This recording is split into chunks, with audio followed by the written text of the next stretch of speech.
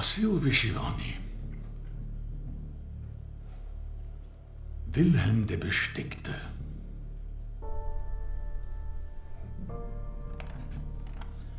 Soll ich Sie mit Ihrem ukrainischen Namen anreden?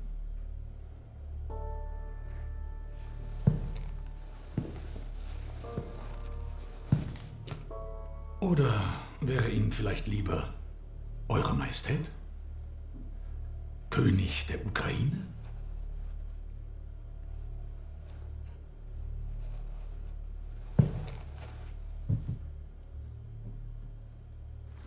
Antworten Sie. Mein Name ist Wilhelm von Habsburg, Erzherzog von Österreich.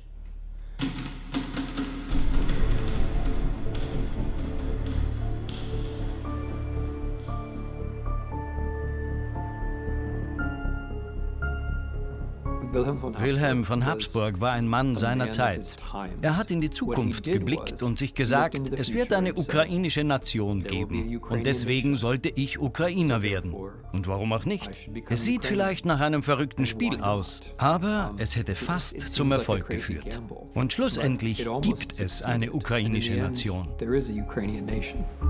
Was für mich diese Figur ausmacht, ist diese Dualität, so fast wie die Dualmonarchie, ja, die Dualität einerseits von diesen gekrönten Person, die sich idealistisch entschließt, sich an die Seite eines Volkes zu stellen und dessen Sprache sie lernt und auch in dieser Sprache dichtet und entschlossen ist, für dieses Volk einzutreten. Und andererseits ist es das Menschliche, das aus seinem Schicksal hervorgeht. Und dieses Menschliche ist dann sehr rührend. Wilhelm von Habsburg war im Grunde auf sich alleine gestellt, als er den Entschluss fasste, ich werde König der Ukraine.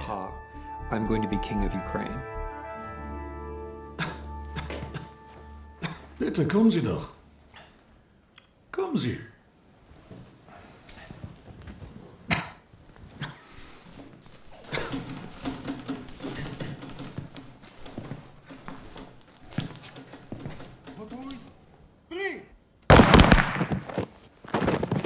Kollaborateure, Spione, Feinde der Sowjetunion.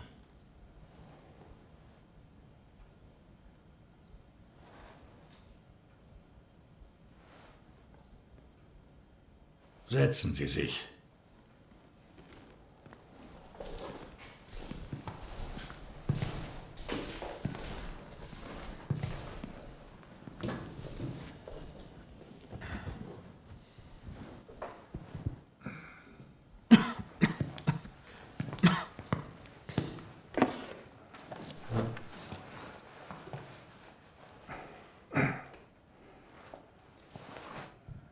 Nun, immerhin.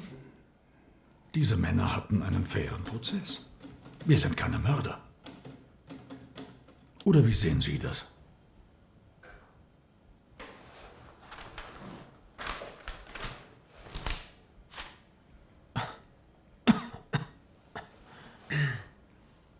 Wilhelm von Habsburg. Sie wissen, warum Sie hier sind. Ich wurde in Wien auf offener Straße in ein Auto gezerrt, entführt und ohne jeden Grund hierher gebracht, nach Kiew. Nein, Sie wurden nicht entführt. Sie wurden verhaftet. Sie sind angeklagt wegen staatsfeindlicher Aktivitäten und Spionage gegen die Sowjetunion.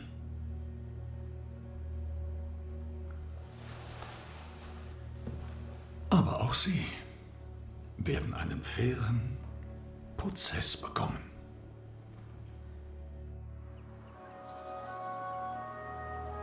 Ich glaube, dass das auch die Menschen interessiert, diese schildernde Persönlichkeit, die irgendwo in der Dunkelheit steckt. Wo aber? Nicht genau weiß, mit wem war er jetzt wirklich befreundet oder nicht befreundet. Oder Aber mit was macht man das schillernde Fest?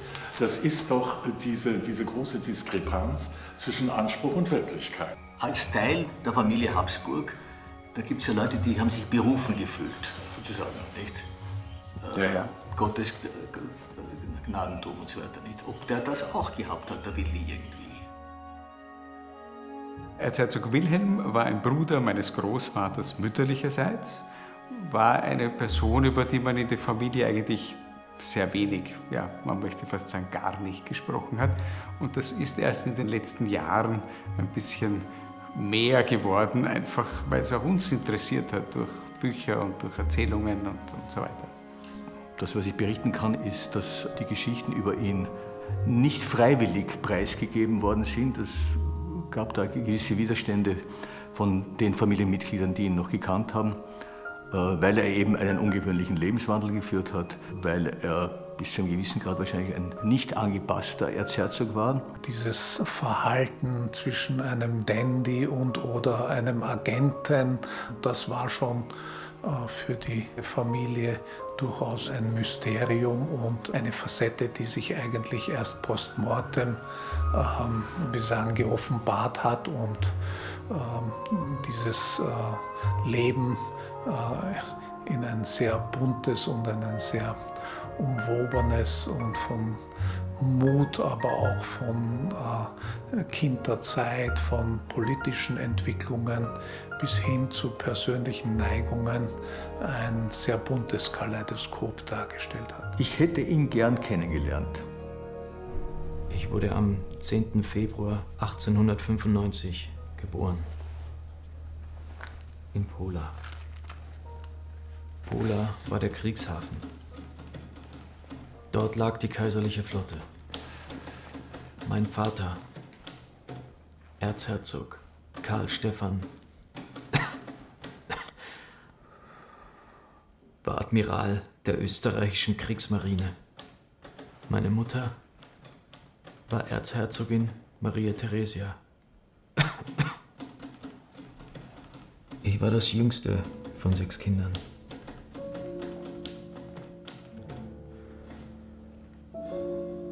Sie sind also aufgewachsen in Pola? Nein. Wir sind bald darauf nach Süden auf die Insel Luschin gezogen. Zu der Zeit Lucino genannt. In Lucin hatte mein Vater eine Villa erbauen lassen für die Familie.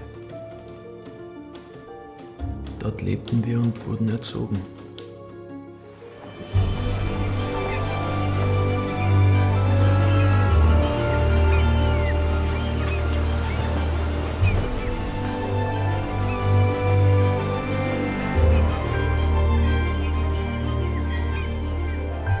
Sein Vater war ja ein großer Marineanhänger und ist also sehr viel zur See gefahren und natürlich auch die Kinder.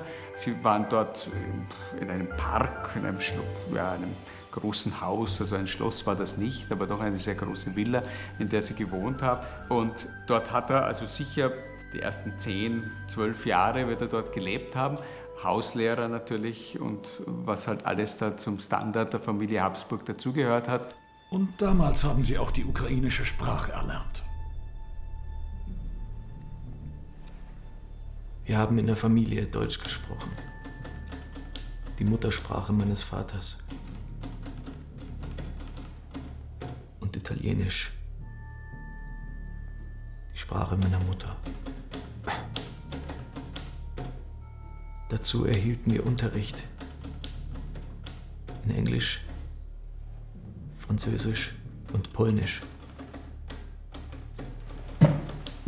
Polnisch. Ja, natürlich. Das entspricht ja genau den imperialistischen Ambitionen, die Ihr Vater hegte, nicht wahr? Die Unterdrückung des polnischen Volkes unter dem Joch der Habsburger. Aber davon hatten wir damals doch überhaupt keine Ahnung. Wir waren doch noch so klein. Kinder.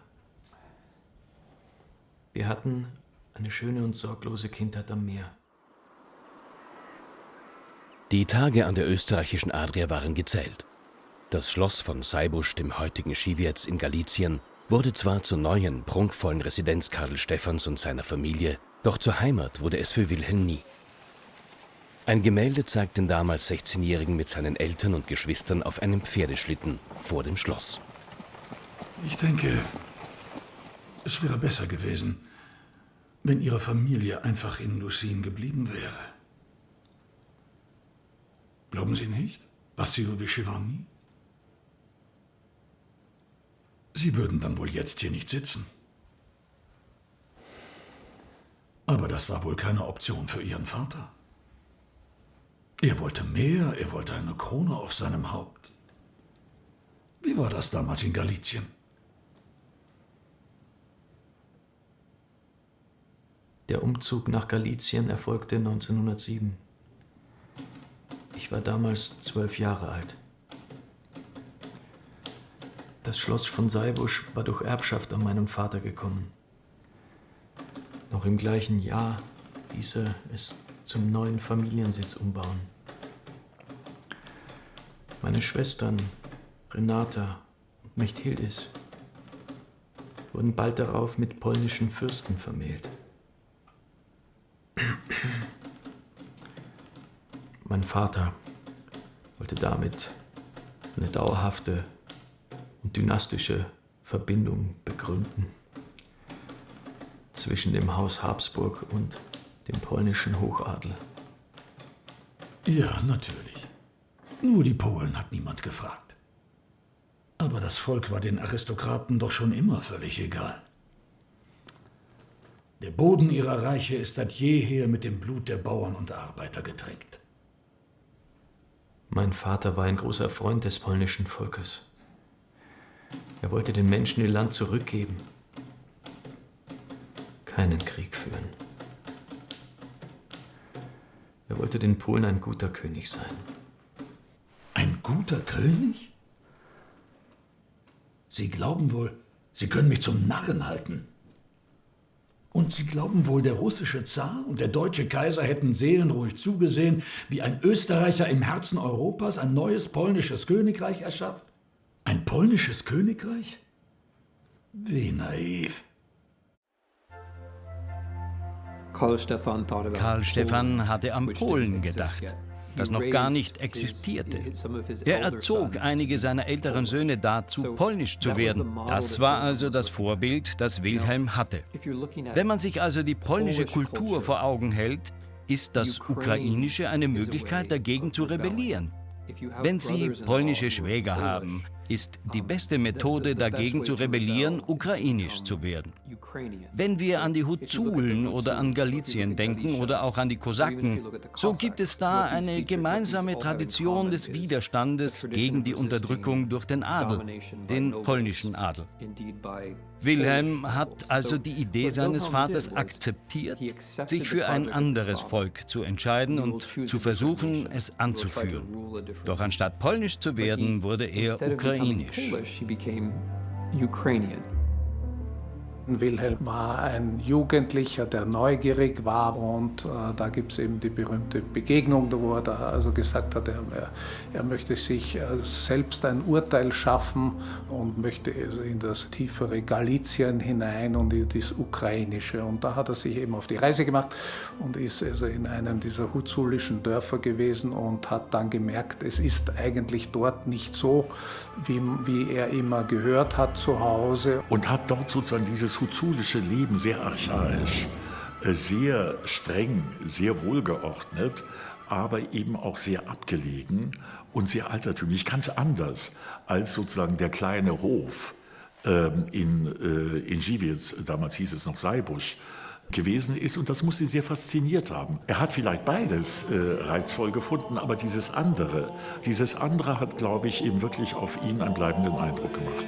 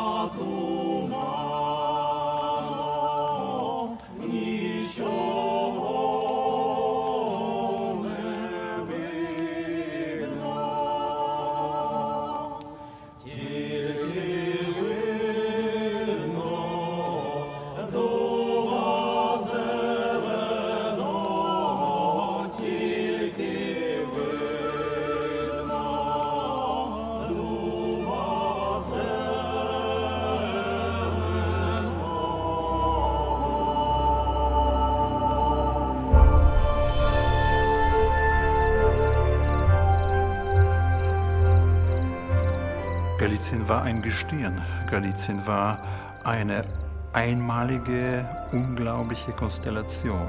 Dieses Land war schon von Alters her sehr, sehr, sehr komplex bestellt. Es war sehr multilingual, es war sehr multikonfessionell, es war höchst multikulturell.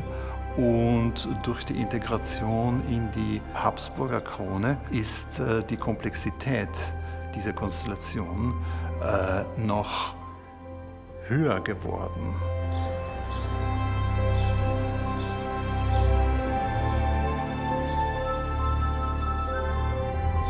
Es mag sein, dass Galizien lange Zeit vergessen war, aber nicht von allen und nicht restlos.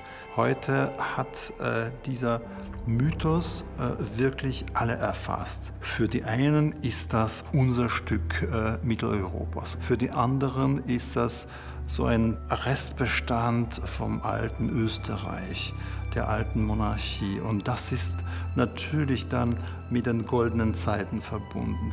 Es ist ein Mythos weiter, ein politischer Mythos, der besagt, hier gab es schon sehr früh Parlamentarismus, hier gab es schon sehr früh Liberalismus und politische Pluralität. Und schließlich, das ist dann unser Alibi für die Zugehörigkeit zu Europa.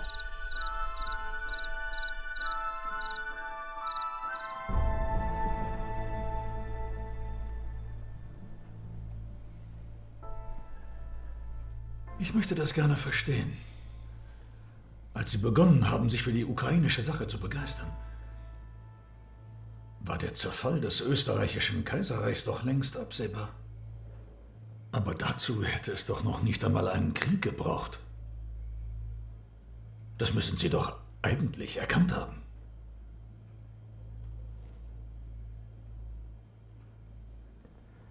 Der alte Kaiser bat mich damals zu sich. Ich glaube, das war im Jahr 1911. Nein, 1912. Ja, im Herbst 1912. Im selben Jahr führte Österreich Krieg auf dem Balkan. Auch Russland wollte zur selben Zeit seine Macht in dem Gebiet ausbauen. Niemand wollte eine Konfrontation mit Russland. Niemand. Doch sie war wohl nicht mehr zu verhindern. Der alte Kaiser war voller Sorge. Er bat mich, meine Sprachstudien zu intensivieren und mich der ukrainischen Frage anzunehmen. Es gab zum ersten Mal Gedanken an eine ukrainische Eigenständigkeit.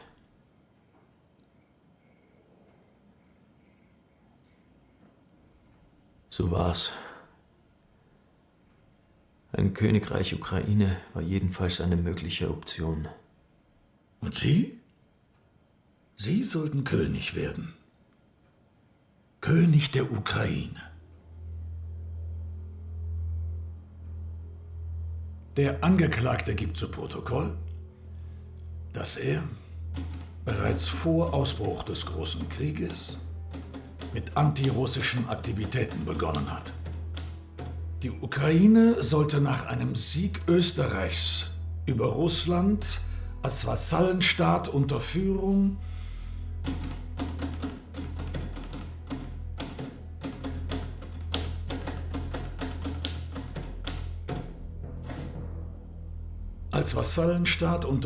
Habsburgs zu einem Bollwerk gegen Russland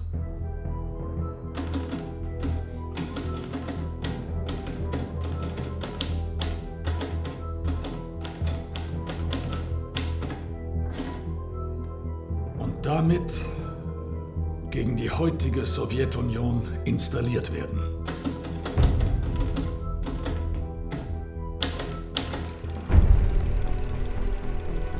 Am 28. Juli 1914 löst die Kriegserklärung Österreich-Ungarns an Serbien den Ersten Weltkrieg aus. Und Galizien, dieses ferne, unbekannte Land im Nordosten des Reichs, wird bald zum Synonym für sinnloses, massenhaftes Sterben. Bereits im Juni 1915 übernimmt der junge Erzherzog als Unteroffizier ein eigenes Regiment. Und er entwickelt Pläne zur Umgestaltung der Habsburger Monarchie nach einem Sieg Österreichs über das Russische Reich. Pläne, die auch ein Fürstentum Ukraine beinhalten. Василь Вишиваний, він для мене залишається таким символічним. Vasil Vyshevani, also Wilhelm von Habsburg, bleibt für mich der symbolische König der Ukraine. Denn er hat sein Leben für diese Idee gegeben.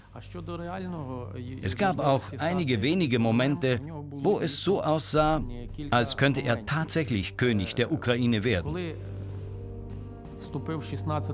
Beispielsweise 1916, als Karl I. Kaiser wurde.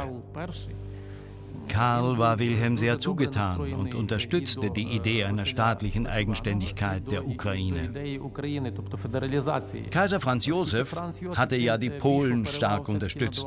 Karl hingegen hat erkannt, dass es wichtig wäre, den Ukrainern mehr Rechte zu geben. Während des Ersten Weltkrieges wurde vieles möglich, das zuvor nicht möglich war. Ich denke nicht, dass es auch nur im geringsten unrealistisch war, sich eine siegreiche Habsburger Monarchie vorzustellen oder eine Habsburger Monarchie, die mehr polnisches oder ukrainisches Territorium umfasst. Schließlich ist das Russische Reich ja zusammengebrochen, nur eben nicht so, wie sich die Habsburger das vorgestellt hatten. Es klingt seltsam und exotisch.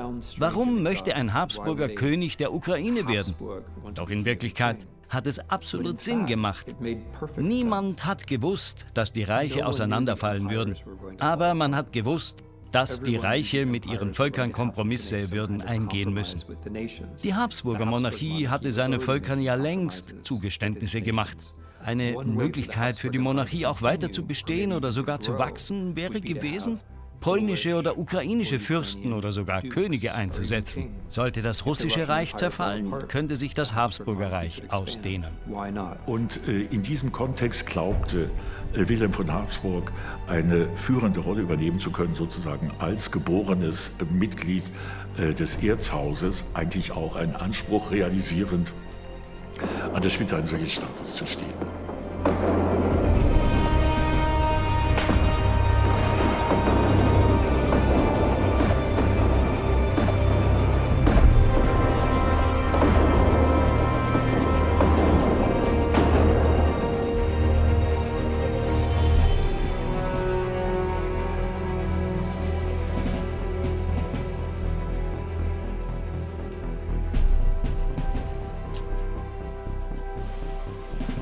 Als Soldat der K&K-Armee soll Wilhelm unter seinem Uniformrock das bestickte Hemd der Ukrainer getragen haben. Im Volk wird er von da an Vasil Vyshevani genannt, Wilhelm der Bestickte.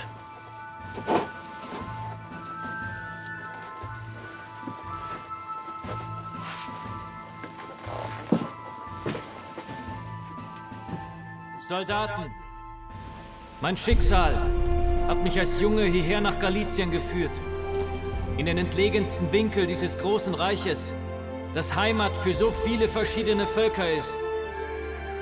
Als Ukrainer seid ihr ein Teil dieser großen, über Jahrhunderte gewachsenen Völkergemeinschaft, unter dem Zepter und dem Schild des Hauses Habsburg. Nun ist eure und meine Heimat bedroht, und euer Kaiser hat euch zu den Waffen gerufen, um das Vaterland zu verteidigen und, wenn es denn sein muss, für die Heimat zu sterben. Ich wurde am anderen Ende dieses Reiches geboren, an den Küsten des Adriatischen Meeres. Doch nun stehe ich hier als euer Kommandant und gelobe euch nach bestem Wissen und Gewissen zu führen und zu beschützen, damit ihr, so es Gottes Wille ist, nach errungenem Sieg wieder heimkehren könnt zu euren Kindern, euren Frauen, Müttern und Vätern. Ich bin einer von euch. Vyshevani!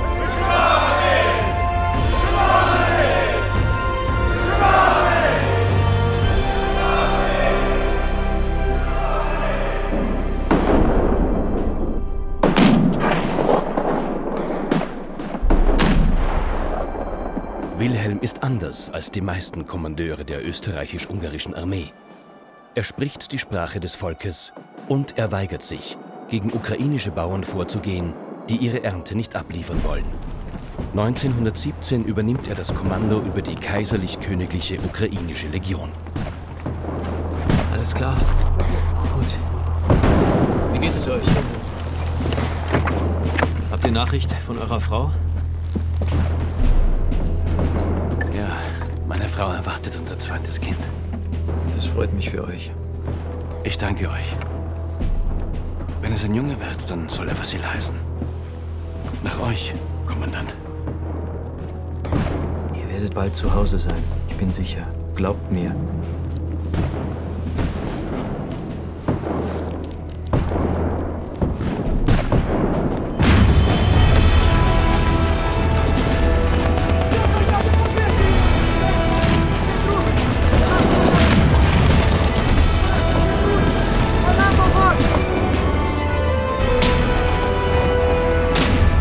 Im Zweiten Kriegsjahr, am 21. November 1916, stirbt in Wien der greise Kaiser von Österreich und König von Ungarn, Franz Josef I. Er gilt vielen seiner Untertanen als Garant für den Fortbestand der Habsburger Monarchie. Für viele seiner Zeitgenossen wird mit dem toten Monarchen auch das alte Österreich zu Grabe getragen. Karl I. folgt Franz Josef auf den Thron. Karl ist ein Cousin von Wilhelm und besucht noch im gleichen Jahr die Ostfront in Galizien und in der Bukowina. Er bestärkt Wilhelm, an seinen Plänen zur Schaffung eines ukrainischen Fürstentums oder Königreichs festzuhalten und gewährt ihm weitgehende politische Handlungsfreiheit. Im Frieden von Brest-Litowsk im März 1918 zwischen Österreich und dem Deutschen Reich auf der einen Seite und dem besiegten Russland auf der anderen wird Ostgalizien auf Bestreben Wilhelms eine Autonomie zugestanden. Noch glaubt man an den Sieg und an eine Neuordnung des Habsburger Reiches nach dem Krieg. Als der Erste Weltkrieg ausbrach, da haben die Anführer von allen politischen Lagern in der Ukraine bis hin zu dem Ideengeber der Siegschützen, deren Kommandant ja Wilhelm von Habsburg dann wurde, sie haben ganz klar deklariert, dass es im Interesse des ukrainischen Volkes ist, dass die Monarchie erhalten bleibt. Und es kam der Aufruf, für die Monarchie und für deren Erhalt zu kämpfen.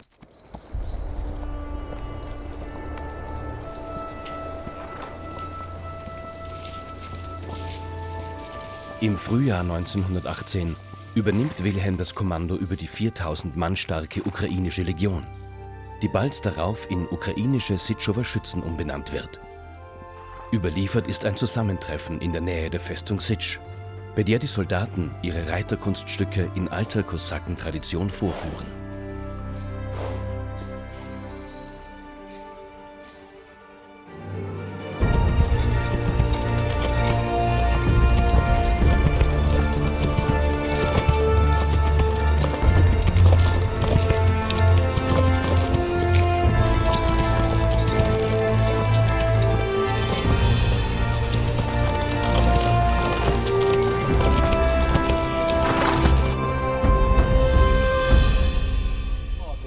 Ein Hauptmann erinnert sich in seinen Memoiren.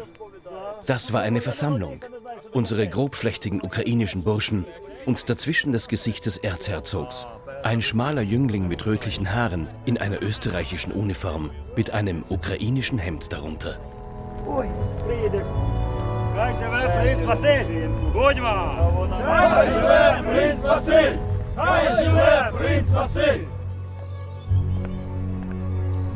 In die Verklärung der Sitschower Schützen unter dem Kommando Wilhelm von Habsburgs in der heutigen Ukraine als Vorstreiter einer ukrainischen Unabhängigkeit mischen sich allerdings auch nationalistische Töne.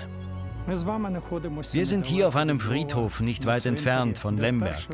Hier wurde das erste Denkmal errichtet, das an die Sitchower Schützen erinnert. Diese Soldaten haben ihr Leben in den Kämpfen um Galizien gegeben und damit auch in den Kämpfen um eine unabhängige Ukraine.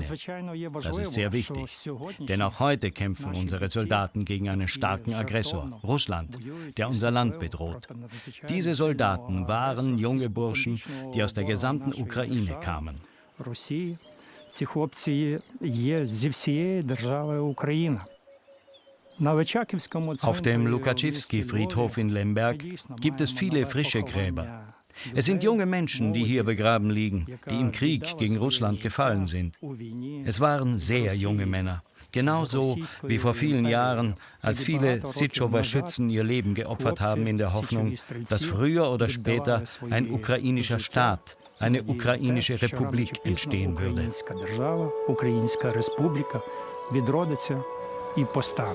Im November 2013 kommt es auf dem Maidanplatz in Kiew zu Massenprotesten, als bekannt wird, dass die ukrainische Regierung das Assoziierungsabkommen mit der Europäischen Union nicht unterzeichnet. Im Februar 2014 eskaliert die Gewalt. Über 80 Menschen werden erschossen. Wenn wir uns nochmals an die Gräber auf dem Lukaczewski-Friedhof erinnern, so waren die Menschen, die da bestattet wurden, unterschiedlichen Alters. Einer der ersten, der dort beigesetzt wurde, war Werwitzki. Er war einer der ersten Aktivisten bei der ukrainischen Revolution im Jahr 2014 auf dem Maidanplatz in Kiew. Die jüngsten Gräber sind jene der vielen Freiwilligen. Sie zeugen von einer gewissen Ausdauer über Generationen hinweg, die von großer Bedeutung ist für die Republik Ukraine. Das ist sehr wichtig für uns. Denn es bestärkt uns in der Hoffnung, dass wir irgendwann einmal gleichgestellt sein werden mit den anderen Staaten in der Gemeinschaft der Europäischen Union.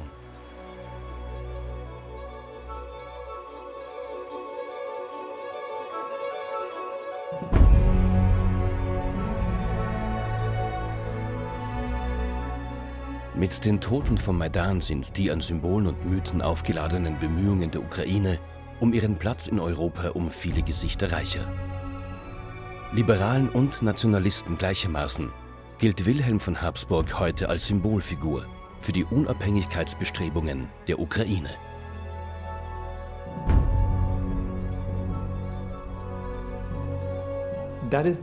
Das ist die Erfahrung vieler Ukrainer im 21. Jahrhundert. Sie könnten alles Mögliche sein. Einige könnten sich dazu entscheiden, Russen zu sein. Aber sie haben sich dazu entschieden, Ukrainer zu sein. Das ist das Interessante und Bleibende, wenn man heute an Wilhelm denkt. Er war jemand, der alles Mögliche hätte sein können, aber er wurde Ukrainer durch das, was er getan hat. Während der Proteste auf dem Maidan und vor allem danach hat sich diese Vorstellung verfestigt, dass es wichtig ist, etwas zu riskieren, wenn man Ukrainer sein möchte.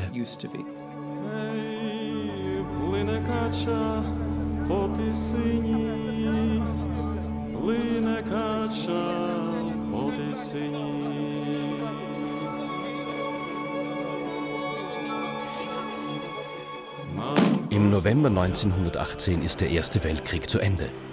Die Habsburger Monarchie existiert nicht mehr. In Lemberg werden die Pläne, eine westukrainische Republik zu gründen, immer konkreter. Doch Wilhelm, der krank in Czernowitz liegt, muss erkennen, dass er nicht mehr gebraucht wird. In dieser kurzen Zeit, die er sich dort aufhielt, noch als österreich-ungarischer Staatsbürger auf dem eigenen Territorium des Kronlands Galizien, zeitenweise auch des Kronlands der Bukowina, erlebt er diese ganzen Konvulsionen einer versuchten Staatswerdung, eines Raumes gegenüber, der ähnlich wie große Teile der europäischen Landkarte am Ende des Ersten Weltkrieges zu neuen Konstellationen geführt hatte. Auf dem Boden der ehemaligen Habsburger Monarchie entstehen neue Staaten, deren Grenzen auf der Friedenskonferenz in Paris festgelegt werden. Auch viele Ukrainer hoffen, dass dies die Geburtsstunde eines ukrainischen Nationalstaates sein würde. Als das Habsburger Reich zerfällt, kommt es zu dem Versuch, einen ukrainischen Staat in der heutigen Westukraine, in Galizien, zu begründen. Zur gleichen Zeit, als die russische Revolution 1918 aus der konstituierenden in ihre eigentlich revolutionäre Phase eintritt, gibt es einen weiteren Versuch einer ukrainischen Staatsgründung, der von Kiew ausgeht. Es gibt also gleichzeitig zwei ukrainische Staaten, einen westukrainischen Staat und die ukrainische Nationalrepublik oder Volksrepublik Ukraine. Die Westukrainische Republik hört zu existieren auf, da sie auf dem Schlachtfeld von Polen besiegt wird. Die ukrainische Volksrepublik mit der Hauptstadt Kiew existiert noch etwas länger, aber sie wird von 3 Parteien umkämpft. Von der Roten Armee, der Weißen Armee, die der Roten Armee Widerstand leistet, und den Ukrainern selbst. Im Laufe von etwa 2 Jahren wechselt die Regierung in Kiew 12 oder 13 Mal. Es ist also eine ziemlich verwirrende Geschichte.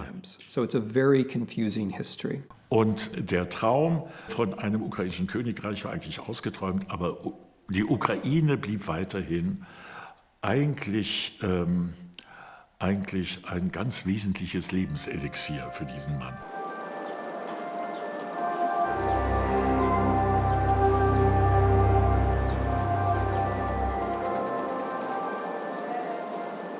Wo sich die Spuren von Wilhelm verlieren, ist eigentlich ganz interessant. Das ist eigentlich nach dem Ende seines ukrainischen Abenteuers, wenn ich so sagen darf. Er ist ja dann zurück nach Wien, da war er schwer krank.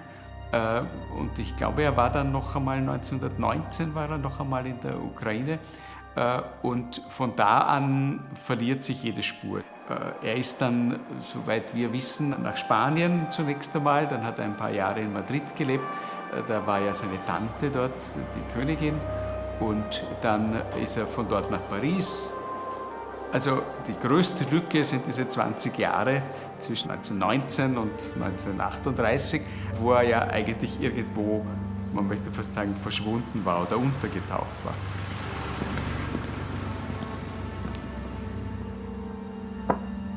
In Paris lebt Wilhelm ein Leben als bisexueller Playboy und Bohemian. Finanziert von seinen Geschwistern, die ihn seit Jahren unterstützen. Er besucht zwielichtige Clubs und wird von der französischen Polizei observiert.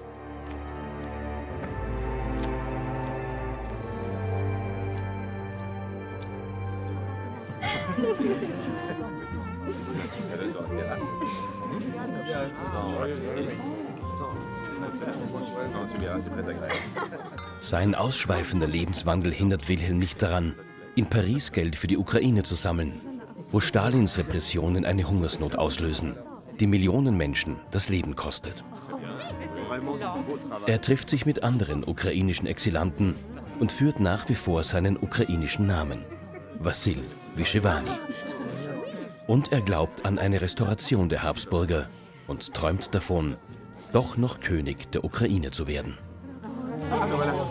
Als er Ende der 30er Jahre in einen Skandal verwickelt und angeklagt wird, muss er Frankreich über Nacht verlassen und kehrt nach Wien zurück. Für kurze Zeit sympathisiert Wilhelm mit dem nationalsozialistischen Deutschland, obwohl das Regime brutal gegen seine Geschwister in Polen vorgeht und die Familie enteignet. Der zunächst erfolgreiche deutsche Vormarsch gegen die Sowjetunion macht ihm Hoffnung. Tief im Herzen der Ukraine wird eine der an der Ostfront eingesetzten italienischen Divisionen besichtigt.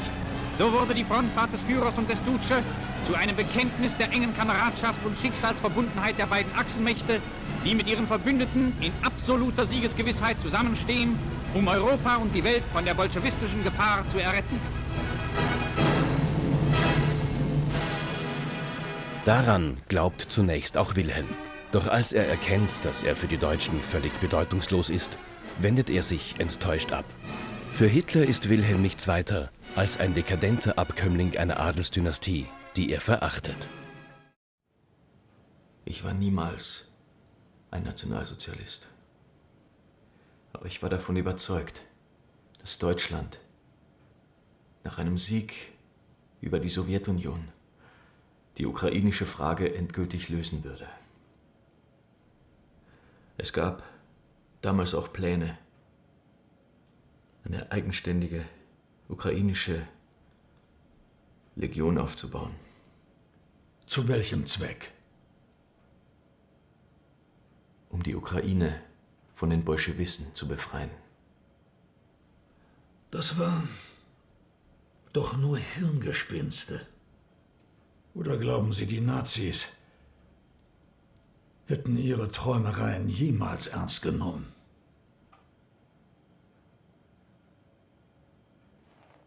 Der Angeklagte gibt hiermit zu, mit dem nationalsozialistischen Regime zusammengearbeitet und an Plänen einer gegen die Sowjetunion gerichteten Verschwörung mitgewirkt zu haben. Zuvor war er bereits seit Jahren in antikommunistische Aktivitäten involviert. Ich nehme an, Ihnen ist klar, was das bedeutet. Man darf nicht vergessen, dass Wilhelm sein ganzes Leben lang Anteil an der Ukraine genommen hat. Als er in den 1930ern in Paris gelebt hat und in den späten 30er Jahren nach Wien zurückgekommen ist, hat er sich nach wie vor mit der ukrainischen Nation identifiziert. Und viele seiner Freunde haben ihn als Ukrainer gesehen. Am Ende des Krieges war er in Wien, zu dieser eigenartigen Zeit, als Wien von den Amerikanern, den Briten, den Franzosen und den Sowjets besetzt war. Es sieht so aus, als hätte Wilhelm Kontakte zu den Franzosen, möglicherweise auch zu den Briten unterhalten. Vielleicht wollte er dadurch einigen seiner ukrainischen Freunde helfen. Oder er hat versucht, den Briten und Franzosen dabei zu helfen, wichtige Kontakte jenseits der sowjetischen Grenze zu knüpfen. Die Franzosen wollen Informationen über sowjetische Truppenbewegungen in Ungarn. Sie glauben, da ist etwas im Gange.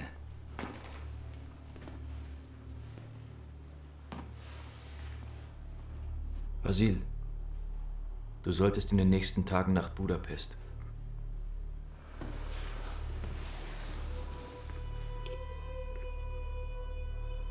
Also ich denke, wir sollten noch ein wenig warten. Worauf willst du warten? Wilhelm. Es ist so gefährlich. Die Russen beobachten uns. Du weißt, was sie mit Spionen machen. Ja, aber wir stehen unter dem Schutz der Franzosen. Die brauchen uns. Ich sehe das so. Für die Franzosen sind wir doch nur Handlanger. Wenn sie uns an die Wand stellen, dann finden sie andere, die für sie den Kopf hinhalten und die Drecksarbeit machen.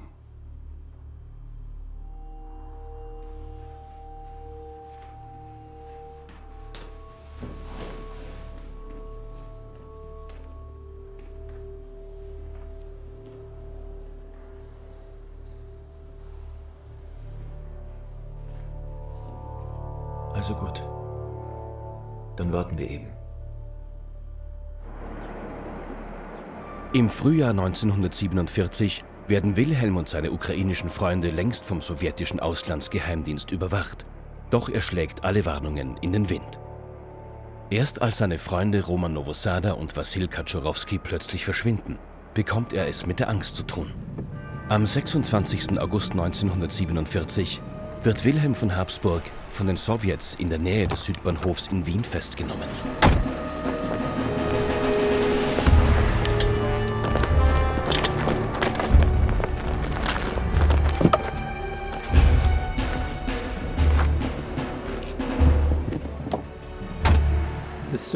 Die sowjetischen Archive legen offen, was geschehen ist. Wilhelm wurde festgenommen und zurück in die Sowjetunion gebracht.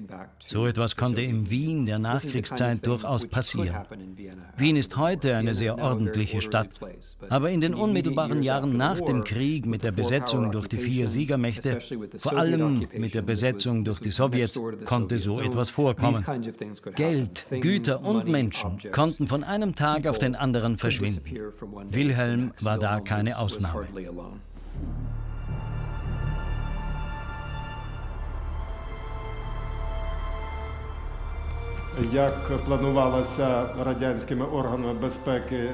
Was das weitere Schicksal von Wilhelm von Habsburg angeht, so hatten die sowjetischen Behörden mit Sicherheit einen Plan.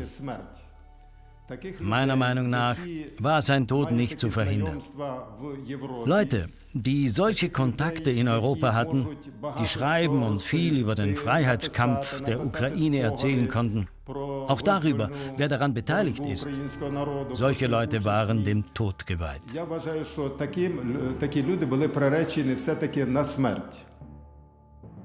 Wilhelm wurde aus mehreren Gründen als eine Bedrohung gesehen, vor allem wegen seiner politischen Vergangenheit.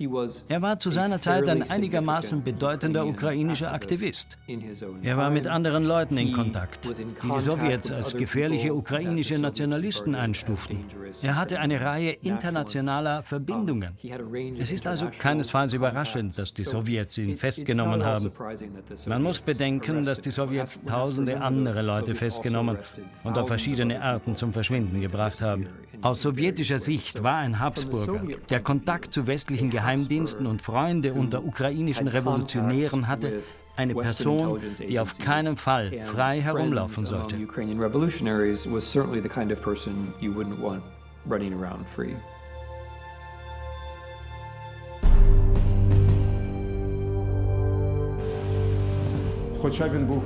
Sie haben ihn sterben lassen, indem sie ihm jegliche medizinische Behandlung versagten, obwohl er an Tuberkulose erkrankt war. Sie wussten das. Das ist aus den internen Aufzeichnungen ersichtlich, aber sie haben einfach nichts unternommen. Das Gefängnis, in dem er inhaftiert war, ist außerdem für seine kalten Zellen bekannt. Und das hat schließlich zum Tod von Wilhelm von Habsburg geführt.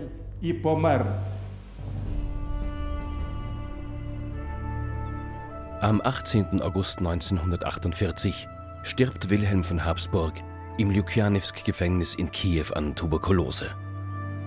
Wo sein Grab liegt, ist unbekannt.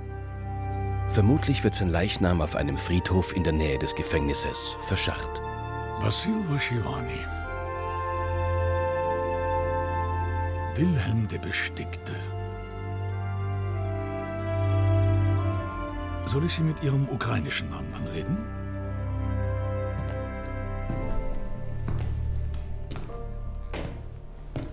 Oder wäre Ihnen vielleicht lieber Eure Majestät? König der Ukraine?